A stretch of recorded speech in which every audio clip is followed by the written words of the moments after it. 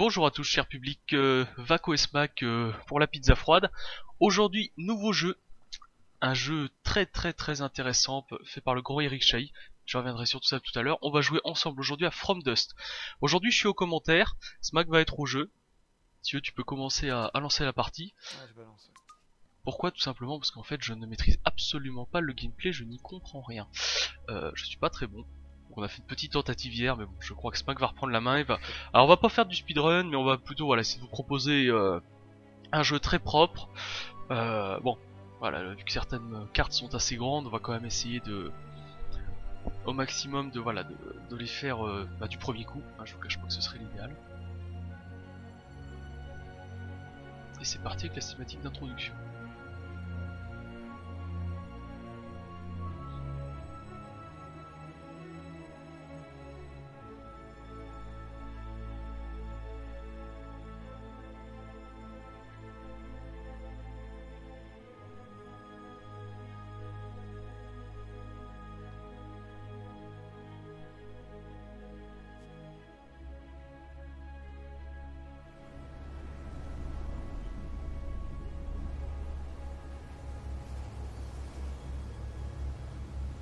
Dandi sinikita hari siku ya Bertama.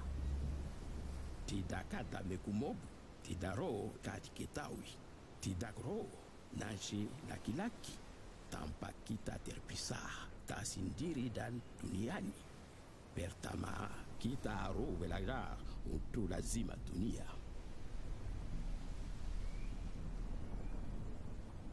Alors, pour vous expliquer un petit peu le principe du jeu, on est vraiment sur un God Game. C'est-à-dire vous représentez une entité divine qui va influer sur son peuple et diriger un petit peu sa destinée.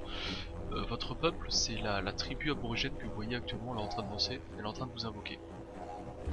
Votre toute puissance divine, voilà, est un peu représentée, est invoquée par votre tribu et est représentée par la boule d'énergie pure que vous voyez voilà, actuellement en train de se matérialiser.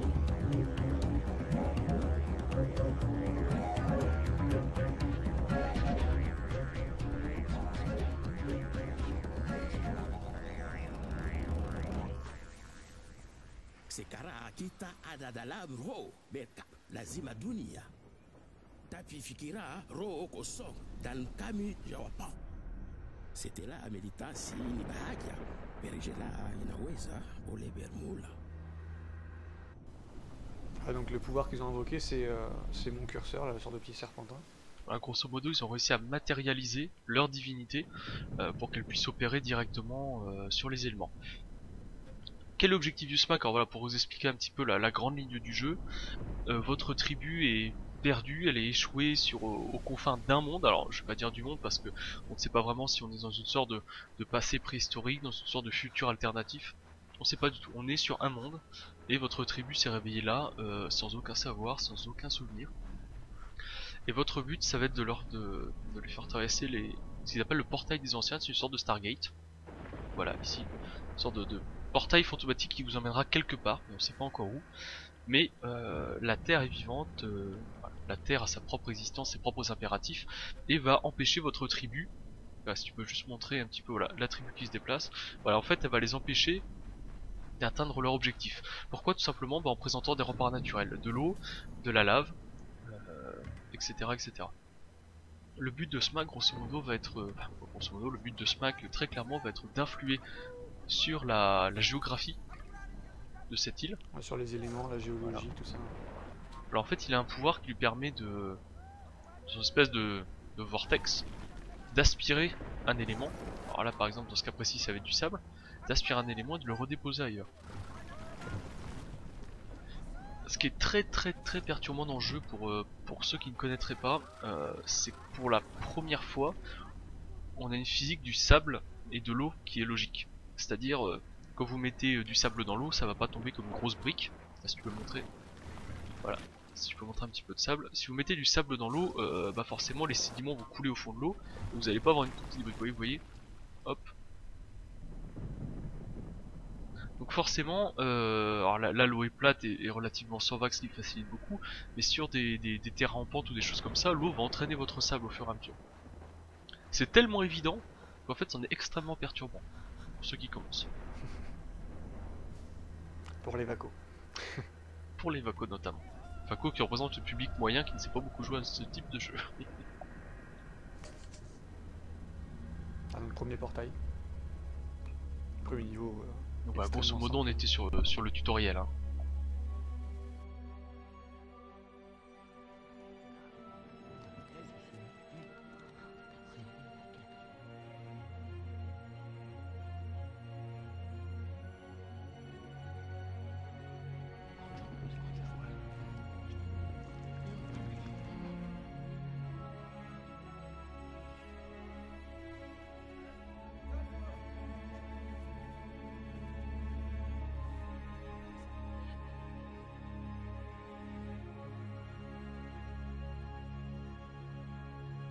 Sebuah dunia yang baru di bawah ya kita. Orang zamani telah menubuh sebuah yang samanu. Kita bermain sherehe kijiji. Alors là, la grande statue que vous voyez juste ici, qui est soit en os, soit en pierre, on ne sait pas trop, peut-être en pierre. Grosso modo, est ce qu'ils appellent un totem. Les totems sont des pierres des anciens, donc les anciens K majuscules, donc est-ce que c'est le premier peuple, est-ce que c'est les extraterrestres, est-ce que c'est Darwin, on le saura jamais. Et en fait, pour pouvoir ouvrir les portails entre les différents espaces, les différents mondes, il faut invoquer ces totems là. Donc en fait les villageois, voilà vous les voyez, les villageois vont se positionner tout autour et accomplir une sorte de rituel afin d'activer ce totem. Bon, naturellement, il y en a qui a caché sa tête dedans. Alors, naturellement, là, si on peut déjà commencer sur des petits points de vue graphiques, mais bon, on y reviendra tranquillement. Vous voyez déjà les premiers bugs. Forcément, comme tous les God Games, voilà, vous n'êtes pas techniquement censé zoomer très souvent. Bon, ça peut être intéressant parce que vous avez de beaux panoramas ou pour essayer de retrouver des choses, mais forcément, quand vous zoomez extrêmement près sur ce type de jeu, naturellement, des petits bugs de texture. Ah, Voilà. donc là on a pris le village, mais c'est pas l'objectif. L'objectif c'est de passer toujours le portail. Les villages ne sont qu'un tremplin qui vous permettra d'accéder à ça. Voilà, là par exemple ils disent que je peux pas accéder au portail tant que j'ai pas capturé tous les villages de la zone. Il y a celui-là qui est inondé d'ailleurs. Alors, tu peux juste avoir l'impact de l'eau sur tes villageois. Tu veux que j'en mette de l'eau dessus? Non, Tu peux hein, si tu veux voir l'impact. non, je pensais plutôt dire dans le sens, est-ce que tes villageois peuvent, Ouais. peuvent conquérir un point s'il y a de l'eau dessus? Non, non, Donc la réponse est non. En fait, vos villageois peuvent nager. Alors voilà, si par exemple Smack leur lâchait une demi-tonne d'eau venue du là ciel, j'essaie de le prendre, voilà, ils me disent aspirer l'eau autour du second totem pour pouvoir y fonder un village et je peux pas. Si c'est rouge comme ça, là, les villageois n'acceptent pas d'aller dessus. vos villageois sont très gentils mais extrêmement peureux et pas très doués. Ouais, c'est pas. Alors je vais également un petit peu voilà, profiter des plus longs tutoriels avec Smack pour parler un petit peu voilà, du jeu en général, de son concepteur Eric Chahi. Après je pense que pour la seconde partie du jeu, les cartes montent vraiment d'un cran, donc on essaiera surtout voilà, vous expliquer une façon de faire le niveau. Naturellement il y aura souvent plusieurs façons de passer, il y aura plusieurs possibilités pour détourner les éléments ou pour les contrôler. Nous on va vous en présenter une. Voilà, une contest avec Smack. Après ce sera vraiment à vous que déjà par avance on peut déjà vous conseiller le jeu parce que on l'a fini, qui est vraiment un jeu très bien. On l'a fini plusieurs fois même. Voilà, plusieurs fois. Et ce sera vraiment à vous aussi d'essayer des différentes choses, d'essayer différentes façons de passer. Est-ce que tu peux nous parler un petit peu de la végétation qu'on va se développer là? La végétation en fait, voilà, à chaque fois qu'on crée un village, on crée de la végétation autour, comme un cercle autour du village qui est de la végétation. Et cette végétation là, bah, elle avance comme ça. Et donc petit à petit, je crois que c'est ce qu'il vient de dire d'ailleurs. Voilà, tout à fait. Donc en fait en même temps, ça, de 1 ça représentera un objectif secondaire sur toutes les cartes, d'essayer d'avoir le maximum de végétation possible. Et de 2, alors déjà graphiquement, vous voyez que ça améliore nettement le côté île paradisiaque. On était plutôt sur une île prison, une île désertique, et là vraiment on commence à aborder la végétation. Et en fait quand vous montez votre barre au maximum, vous avez même des animaux, des choses comme ça. Donc c'est... alors certains n'y verront que la dimension scoring, d'autres y verront aussi énormément la dimension artistique, tout simplement. Est-ce qu'on peut essayer sur les premières cartes de faire un petit peu de végétation pour me présenter un peu tout ça? Bah on peut, ouais, je vais essayer d'en faire un petit peu juste pour voir au moins les animaux qui apparaissent. Alors l'idée c'est que la végétation part d'un village, en fait elle va se développer au fur et à mesure du sable qu'elle arrive à coloniser. Là, je fais un petit chemin de sable pour que Voilà. la végétation d'ici puisse aller sur cette zone-là. On aurait presque pu partir aussi de ce côté là. Bah, c'est en train de se faire déjà, je crois. Il y en a assez. Je vais en mettre un petit peu plus.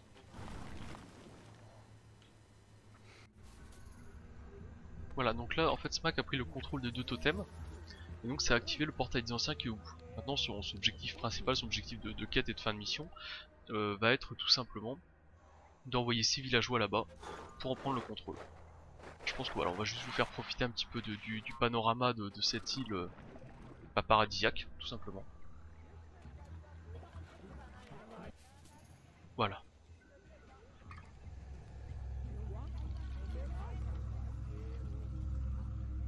Ah, vous voyez la végétation qui se développe. Et c'est vrai qu'une île que vous avez entièrement terminée avec, avec la végétation qui s'est développée partout, c'est vrai que graphiquement c'est très beau, c'est très agréable. Alors, profitons un petit peu voilà, du temps que Smack termine le niveau et que vous régaliez les yeux. Un petit peu pour parler du jeu, voilà, pour reprendre la petite fiche technique, hein, Wikipédia est souvent notre meilleur ami pour ça. Donc From Dust a été développé par Eric Chahi. Alors Eric Chahi c'est un des grandes têtes du jeu vidéo français. Qui a juste voilà, petite indication, qui a juste travaillé sur Another World et Heart of Darkness. Another World, moi j'y ai jamais joué, mais je pense que on pourrait presque prétiser en disant que voilà, c'est assez, voilà, je pense que c'est une petite expérience vidéoludique que vous vivrez avec nous sur la chaîne. Et Heart of Darkness, qui est un ancien jeu de PS1, que je n'ai pas joué, mais je pense que tous ceux de ma génération se rappelleront la jaquette. Parce qu'il n'y avait pas beaucoup de bons jeux français sur PS1, donc forcément ceux qu'on a eu nous ont marqué. Grosso modo, au niveau de sa carrière, donc Eric Chahi, donc je pense qu'on vous insérera une petite photo à ce moment-là. Eric Chahi avait fait ces 2 grands succès qu'ont été Another World et Heart of Darkness, de très grands jeux. Et il a pris voilà pendant plusieurs années, il a fait une petite pause avec le milieu du jeu vidéo.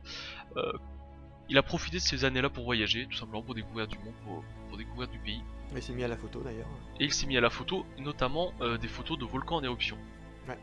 Je prétise les épisodes suivants, vous comprendrez. Ça l'a inspiré pour ce jeu, on va dire.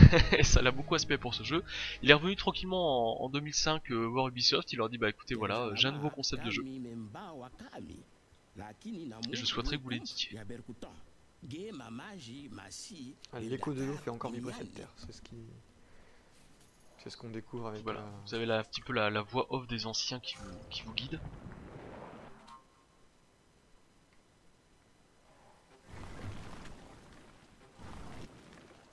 Donc voilà, plusieurs années de développement pour ce jeu. Mais bon, forcément il y a très bonnes choses, mais vous verrez il y a aussi comme quelques lacunes qui n'ont pas été très bien réglées. Donc édité par Ubisoft, développé par Ubisoft Montpellier sous la direction d'Eric Chahi. Vous le retrouvez disponible sur le XBLA pour autour d'une dizaine d'euros et sur Steam pour ce modo la même somme, un petit peu moins. C'est pareil. Ouais. Voilà, la même somme sur Steam. En termes d'heures de jeu, alors pour un joueur confirmé comme Smack, on se cale pour 2 heures, 2 heures et demie de jeu. Ouais, 2-3 heures. Ouais. 2-3 heures. Pour un joueur débutant, on est plus sur 4-5 heures de jeu. C'est ce que je vous disais, la physique est quelque chose d'assez complexe. En sachant qu'en plus de ça, il y a après... Il y a toute une partie défi dans la... D'accord. Est-ce que tu peux juste profiter de ces quelques secondes pour nous expliquer grosso modo ce qui se passe sur la carte et ce que tu viens de faire? Alors là voilà, donc on m'a prévenu qu'il allait avoir que l'écho de l'eau était encore là. Et là le petit ultimatum que j'ai, c'est parce qu'il y a un tsunami qui va arriver. Donc j'ai fait le chemin pour aller jusqu'à cette pierre là, qui est une pierre de pouvoir qui permet de me protéger de l'eau. Mais il y avait une rivière qui coulait sur cette pierre de pouvoir avant. Ah là ici sur le chemin là, donc j'ai dévié, en fait ici j'ai mis de la terre. Et j'en ai enlevé ici, et du coup l'eau au lieu de passer par là, elle tombe ici, tout simplement. Et j'ai dévié la rivière. Donc là on voit le petit chaman qui part avec un... Enfin le chaman, le membre du village qui a été envoyé pour ça, qui part avec une sorte de cerf-volant, chercher le pouvoir et le ramener au village pour le sauver justement du tsunami. Est-ce que tu crois que voilà, est-ce qu'on peut déjà anticiper le prochain village? Je vais essayer ça, faut que je dévie l'eau ici. Du coup. Vos villageois sont incapables de... Ah bah tiens, est-ce que tu peux juste montrer ton petit barrage de sable, qu'on voit l'impact de l'eau sur les éléments. Vous voyez, l'eau était vraiment un animal, un animal, Un un être, voilà, un élément vivant dans le jeu, et surtout voilà, sur un terrain comme ça en pente, elle cherchera toujours à progresser. Et vous voyez que le barrage de sable de Smack commence déjà à s'éroder, tout doucement. Et on va rapidement voir. Et vous voyez que entre le premier chenal qui avait été fait par la rivière, qui était très large, et la toute petite zone qu'elle a désormais pour s'échapper sur la droite, vous voyez qu'en fait ici elle a pas assez de courant pour s'échapper entièrement. Donc on va rapidement avoir une rétention d'eau. Et le barrage de Smack en fait, petit à petit il est obligé de le remonter à chaque fois. Parce que l'eau de ce plan fait pression et entraîne les éléments. Surtout voilà, du sable, on sait que c'est assez malléable et on connaît la force de l'eau qui est vachement réaliste dans le jeu aussi, qui est bien représentée. Tout à fait. Voilà, là le chaman arrive au village, il pose les mains. Donc en fait c'est ces totems là, le totem de haut que vous avez vu avec le petit parachute, delta plane, cerf-volant. Voilà. Ce petit cerf-volant en fait va protéger votre village de l'élément. Ah, donc là maintenant le cerf-volant est sur le totem. Et je suis pas sûr d'avoir le temps de l'amener sur le deuxième village. Alors tous ces petits bonhommes ici vont peut-être mourir dans un tsunami, on verra ça. J'ai tenté. C'est les joies du live. Voilà, là on dirait que le nouveau barrage tient bien, l'eau a bien pris le pli de passer dans la bonne direction. Il n'aura pas le temps de chaman, je pense. Ah oui. En fait là maintenant, dès que le deuxième village va être construit, il y a un membre d'ici, voilà, on le voit tout de suite, qui prend le pouvoir sur la pierre pour l'amener là-bas. Pour le transmettre au deuxième village. Donc ils se font pas la guerre, hein. C'est pas comme dans un autre good game par exemple de Populous où justement on devait interagir dans des batailles entre hommes, entre villages. Là tous les villages qu'on a s'entraideront, il n'y a aucun souci là-dessus. On est vraiment sur... c'est très utopique, hein. On est sur une population entièrement unie autour de son dieu. Voilà, le but va vraiment être de progresser main dans la main. C'est une seule civilisation. Étant donné que vous êtes seul, vous êtes l'unique civilisation à protéger. Là je vais vous laisser savourer ce très beau passage graphique. On va voir les deux, on va voir celui qui se protège et l'autre qui se fait engloutir par le tsunami. À moins que le chaman ait le temps d'arriver là-bas, je sais pas. Voilà, ils sont protégés comme ils ont le cerf-volant, ils vont pouvoir, ils font une musique qui fait une sorte de barrière magique qui protège le tsunami. Par contre, vous voyez très clairement que le tsunami rase le reste de l'île.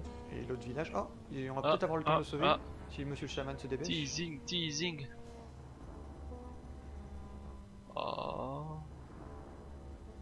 Vite. Bon, par contre on voit ceux-là ici qui sont emportés dans l'eau.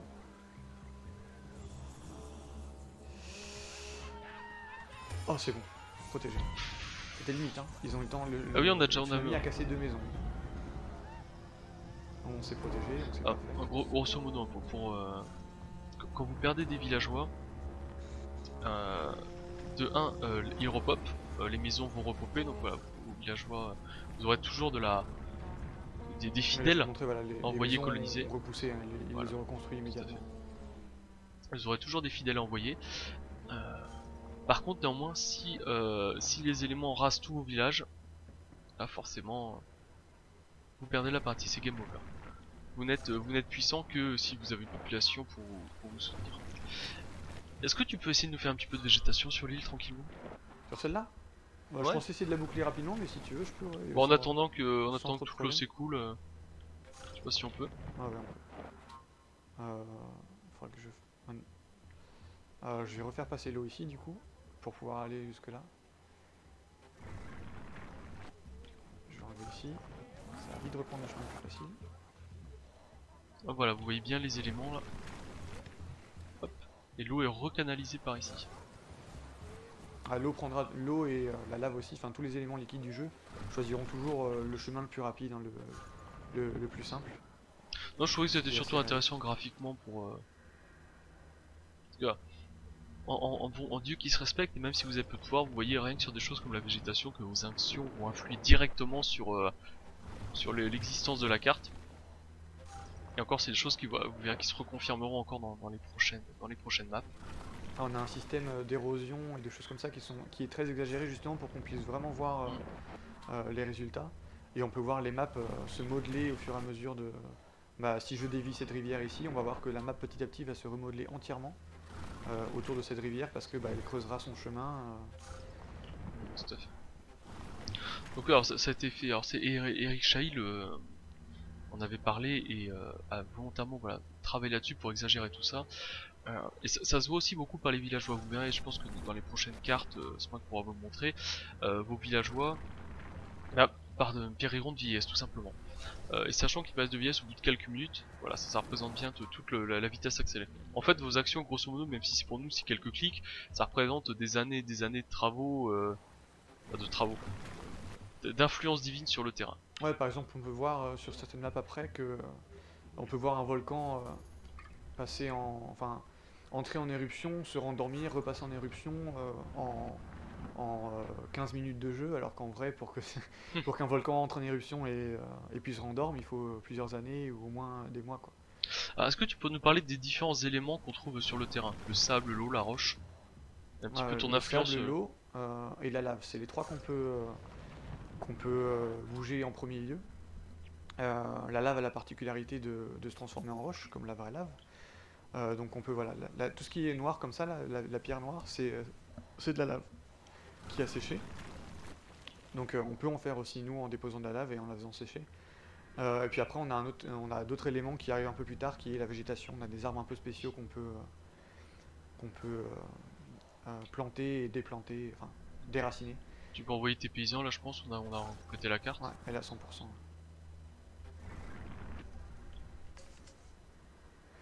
Vas-y, Et vous désolé un voyez petit qu'il y peu en qu'on a est encore voilà. un ultimatum qui tourne. Ça faisait 7 minutes, mais en gros, les cycles de tsunami, ils arrivent là sans jamais s'arrêter. Donc ce qui est intéressant sur ce type de jeu, c'est que vous pouvez, si vous le souhaitez, rester éternellement sur la même carte. Ouais, bon, Vous avez évidemment, ça aucune commence à limite. devenir un peu inintéressant, mais on peut, oui.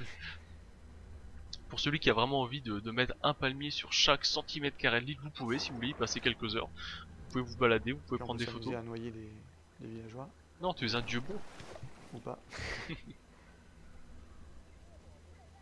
Ah oui, donc en fait ils sont capables de patauger pour survivre, plus ou moins. Mais ils patauchent pas éternellement. Là, Ils par exemple, il y a du mal à monter sur Ils un ne rive, patauchent mais- pas éternellement. Par contre, Ah. voilà, on l'a sauvé. Ah bah en fait, non, il est mort.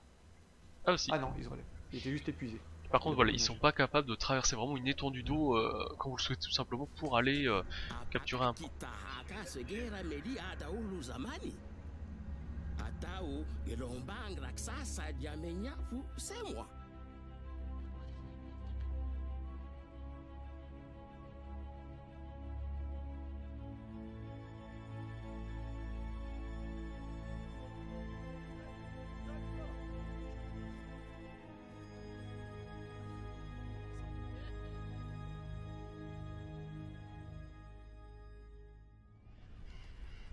Sekidak sebagai sisa-sisa zamani di mateso tidak menele mkali tapi itu menderita seraga bahari. Ah, donc là, la muraille dont parlent les villageois, c'est celle-là, qui est faite pour justement retenir les tsunamis. On voit qu'elle a des défauts, on va voir tout de suite. Voilà. Avec le temps, bah, justement, l'eau a fait son travail, D'érosion. l'érosion, voilà, et maintenant ça passe. Et si je veux prendre ce village-là, bah, il va falloir réparer la muraille. Alors, est-ce que tu peux nous parler du nouvel élément de gameplay qui est introduit sur cette carte?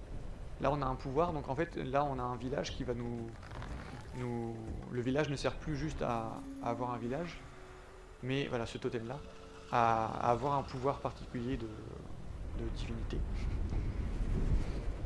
Donc après maintenant, voilà, ça introduit, là pour l'instant on n'a qu'un seul village comme ça, mais sur une map après où il y aura peut-être 4 villages qui ont chacun un pouvoir différent, il faudra bien choisir lequel je vais prendre en premier, lequel est le plus intéressant. Est-ce que tu peux nous parler de la lave un petit peu?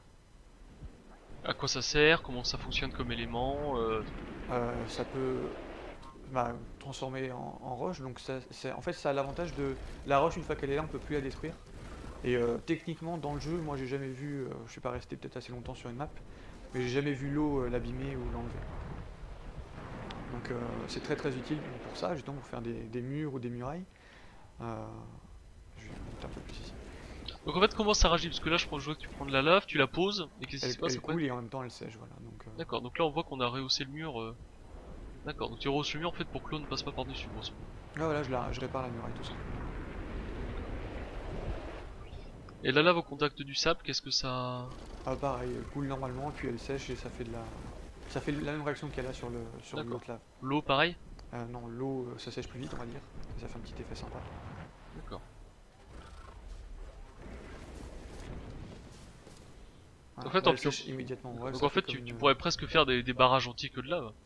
Parce qu'on a vu on que le peut, sable... on peut. Bah, dans la carte précédente on a vu que le sable partait sous l'effet des vagues. Voilà, là pour le coup c'est pas le cas. Voilà, donc comme vous voyez sur le petit timer qui est en haut de l'écran, en fait il reste 40 secondes à smack avant la prochaine vague. L'idée ça va être en fait qu'il protège entièrement voilà, ce village des assauts de l'eau. Et en fait la prochaine vague voilà, va nous permettre de déterminer s'il reste encore des failles éventuelles. Ouais, ou je vais tenter le coup. Ou tu es un dieu confiant et tu tentes le coup. Surtout que j'ai un gros trou encore ici, mais bon. Ah mais tes villageois en foi en toi. Et ils ont intérêt. Un peu dans le volcan avec la lave qui coule dans l'eau, c'est juste magnifique. Par contre, j'ai 3 secondes avant Je veux de bien que finir. tu mettes... Parce qu'on aura peut-être le plus de temps de faire une petite visite guidée vers la fin. Bon ça paraît pas mal comme... Ouais, je vais quand même prendre la lave pour si je vois qu'il y a de l'eau qui va arriver dans un coin. D'accord. On Ah peut oui, solidifier la muraille au dernier moment. Voilà, là, effectivement, là vous voyez que sur ce type de passage, vous n'êtes pas uniquement contemplatif d'une action qui se déroule, vous pouvez continuer, vous êtes un dieu tout puissant, vous pouvez continuer à œuvrer même en plein milieu d'un tsunami. Voilà, puis mes villageois ont foi parce que j'ai une boule de lave juste au-dessus d'eux, puis ils paniquent pas. Ah, je viens d'obtenir le pouvoir Il y a un petit figer peu d'eau l'eau. là qui vient de passer. Pardon? Il y a une petite vagounette là qui est... Bah, j'ai le pouvoir figer l'eau, avec ce village-là que j'ai attrapé. Non, c'est bon, tu vois, j'ai bien survécu. Et le pouvoir figer l'eau, qu'est-ce que ça fait si j'utilise? Donc, ça fige l'eau. réellement. Alors pose peut-être ta boule de lave pour pouvoir montrer un peu ce qu'on peut faire avec. Et donc après, par exemple, ici, je peux... ce que je vais devoir faire après. On peut enlever littéralement l'eau. ouvrir le chemin pour ta population. Et vous voyez que l'eau est figée, donc il peut vraiment comme un élément, comme du sable, il peut vraiment la soulever, la déposer. Préparer des trompes d'eau, par contre naturellement au moment où l'eau va redevenir un élément liquide à part entière, forcément, si vous avez fait, si vous avez assemblé une grosse structure d'eau, elle va retomber avec tout le fracas que ça impose. Et puis vous entendez bien aussi le volcan qui rugit à un rythme régulier, hein, et à chaque fois qu'il le fait, voilà, il y a du sable qui apparaît ici. Donc ça fait une bonne source de sable assez régulière. Donc, et c'est à ça qu'on voit vraiment le gros travail qu'a fait Eric Chahi sur ce jeu. Justement de par l'expérience qu'il a acquise pendant ces années où il a été assez éloigné du média jeu vidéo, c'est qu'il a énormément visité de volcans, travaillé sur des volcans, et je pense que si tu nous rapproches un petit peu d'un volcan là, vous pouvez voir que c'est c'est fait tout simplement de façon très réaliste. La lave a un mouvement réaliste, elle a son interaction avec les autres éléments que sont le sable et l'eau est fait vraiment de façon réaliste. On voit vraiment ça a été fait par un passionné. C'est très bien fait. Je pense pas que va nous montrer un peu sa divinité. Donc là, voilà. Dieu ouvre la mer en deux.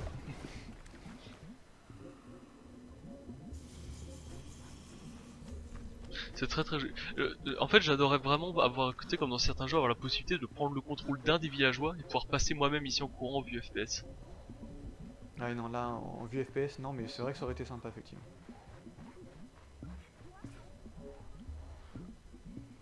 Je vais arrêter le pouvoir pour qu'il se recharge plus vite. Au cas où j'en ai besoin après. Donc voilà, vous Et je voyez suis allé en qu'on... même temps chercher le pouvoir ici sur le totem. Et on pour voit le ton protéger. chaman qui est en train de repartir. Avec son petit cerf-volant. Ce serait bien qu'il arrive à l'amener ici après. En termes d'interface, donc en bas à gauche vous voyez la barre de végétation qui se remplit.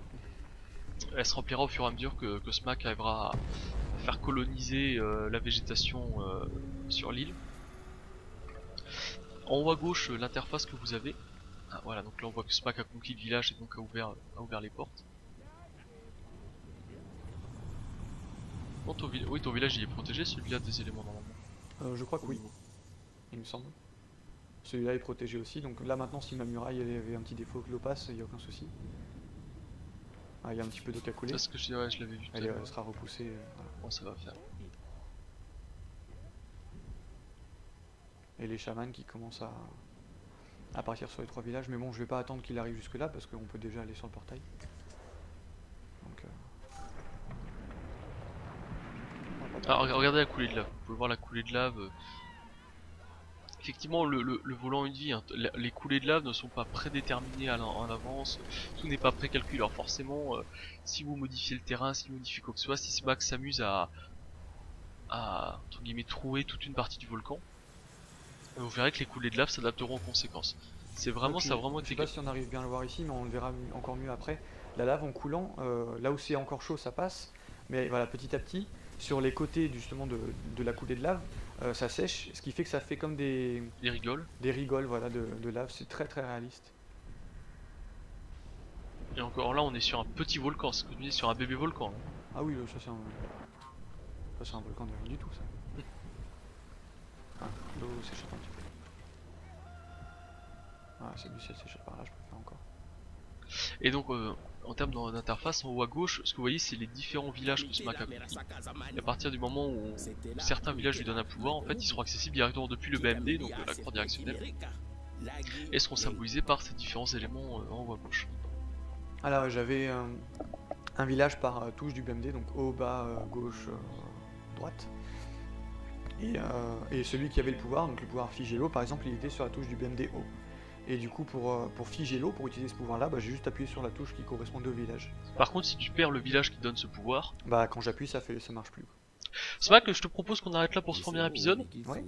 Premier épisode d'une bonne quarantaine de minutes, je pense, voilà, qui vous pose déjà un petit peu la présentation du jeu. On en fait une sorte de pré-teasing pour l'épisode 2, vous allez voir. C'est vrai que tu nous montres la carte rapidement, puis je te propose qu'on va arrêter là. J'ai volontairement omis un petit peu, de vous parler un petit peu de tout le design du jeu, de toute la musique. Je pense le faire tranquillement pendant l'épisode 2, peut-être le début de l'épisode 3. Voilà, comme ça on va présenter tranquillement. La fin du jeu étant vraiment... j'essaierai déjà de peu parler, pour laisser Smack se concentrer, parce que vous verrez que c'est d'un très très gros niveau technique. J'essaierai de l'inspirer peut-être un petit peu, on va essayer. Smack, en tout cas je te remercie pour cette première partie. À vous aussi les viewers. Je te dis à bientôt. À bientôt. Au revoir à tous.